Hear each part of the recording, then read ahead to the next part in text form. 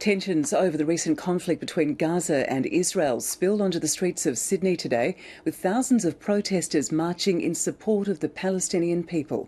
Christians, Greens and a Jewish author joined the rallies, calling for the withdrawal of international support for Israel. In central Sydney, they stopped traffic, calling for the liberation of all of Palestine.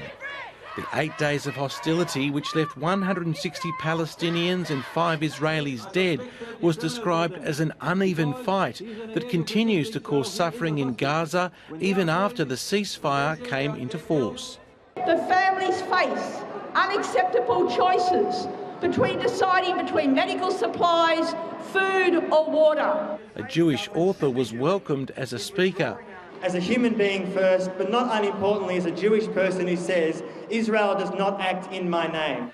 And in Canberra, as protesters marched on the Israeli embassy, a retired Catholic bishop urged Australia to use its place on the UN Security Council to help the Palestinians. To support Palestine on their efforts to have non-member observer status in the UN.